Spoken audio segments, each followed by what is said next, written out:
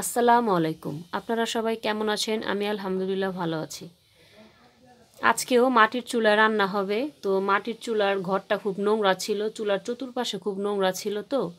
তো ভাবলাম যে রান্না করার আগে চুলার চতুর্পাশটা একটু পরিষ্কার করে লেপতে হবে। তো গ্রাম অঞ্চলে যারা থাকে, যাদের কাঁচামাটির ঘর, তাদের কিন্তু ঘর লেপতে হয় মাটি দিয়ে। তারপর এরকম চুলা থাকলে চুলার চতুর্পাশে কিন্তু লেপতে হয় মাটি দিয়ে। এটাকে লেপা বলে, আপনারা কি বলেন আমি জানি না, কিন্তু আমার শ্বশুরবাড়ির অঞ্চলে এটা বলে যে ঘর লেপা বা চুলার চতুর্পাশ লেপতে হয়।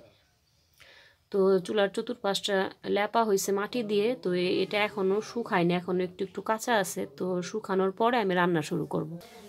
আজকে লাউ কেটে নিছি, এভাবে লম্বা লম্বা করে লাউগুলো কেটে নিছি।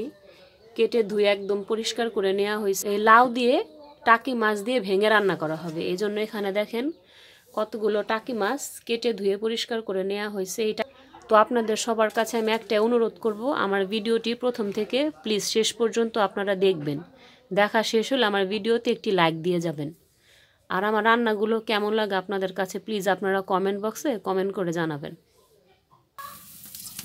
চুলায় একটি পাতিল বসানো হয়েছে, আর পরিমাণ মতো পেঁয়াজ কুচি দিয়ে দিল, আর সয়াবিন তেল দিয়ে দিছে পরিমাণ মতো। লাউটা আজকে পাতিলে রান্না করা হবে। পাতিলে রান্না করলে লাউটা সিদ্ধ হয় তাড়াতাড়ি। এখন পেঁয়াজটা একটু বাদামি কালার করে ভেজে নিতে হবে।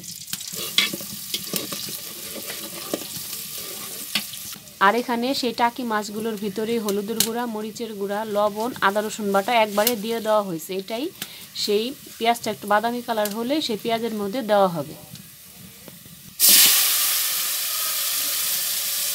এখন এই মশলা মাখা টাকি মাছটাই পেঁয়াজের সাথে একটু কষায় নিতে হবে।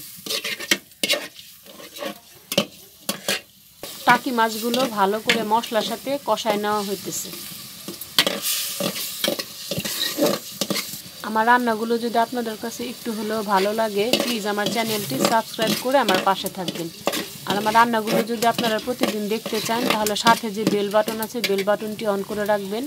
আমি যখনই রান্নার ভিডিও দিব আপনারা নোটিফিকেশন পেয়ে যাবেন। এখন লাউগুলো সব দেওয়া হইতেছে। এইভাবে আপনারা লাউ একবার রান্না করে দেখবেন, অনেক ভালো লাগবে। টাকি মাছ দিয়ে এভাবে লাউ ভেঙে চুরে রান্না করলে অনেক ভালো লাগে। এখন ঢাকনা দিয়ে ঢেকে দিল তাড়াতাড়ি সিদ্ধ হওয়ার জন্য।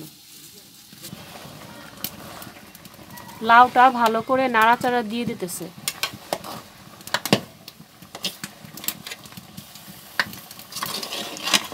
তো লাউটা ভালো করে কষায় নেওয়া হইতেছে।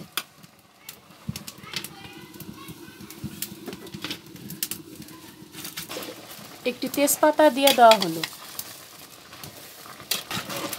দেখেন লাউটা কষানোর ফলেই লাউটা থেকে পানি উঠে গেছে, এক্সট্রা কোনো পানি দেওয়া লাগেনি। লাউটা এতটাই কচি ছিল।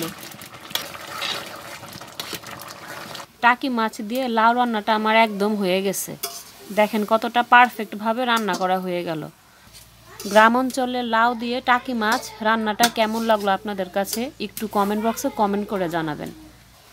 আপনারা সবাই সুস্থ থাকবেন, ভালো থাকবেন। আসসালামু আলাইকুম।